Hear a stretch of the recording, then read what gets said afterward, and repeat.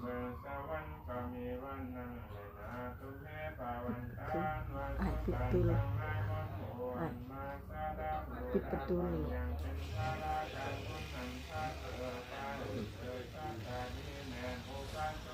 ปัสสิกาทั้งหลายมี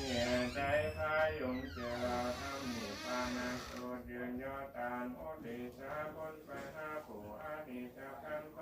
จูปาลาโลปานาเป็นคนอันเจกาเดคุณชาโตแก่ดีดีเป็นดังมหาเศรษฐีสองพ่อแม่นั่นแหละเทศนา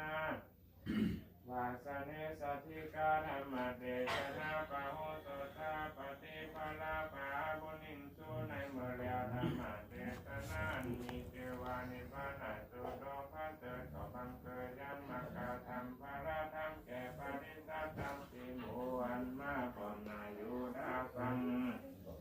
ฟังในจึงธรรมวิเดมิพระเปรวะโสดาสกิทากาอนาคาอรหันตาตาปัญญาสมภาเนสุนันไหนกาตาธิกาทอนยาปะเนก่อนก็มีวันนั้นแลนิพพานาโสตังนิพิตังวิยาสังวันนานา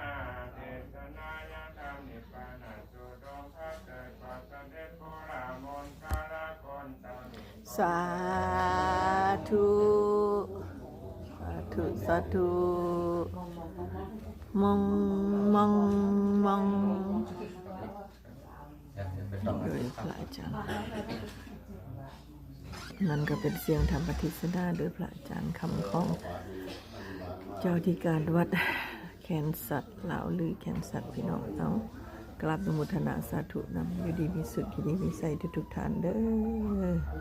กดติดตามให้สอนเสร็จเด้พี่น้องเฮงๆรวยๆน้ำพาโดยพระเดชพระคุณทรงพระองค์ครูบาคำจันทร์และครูบาสาธุสาธุ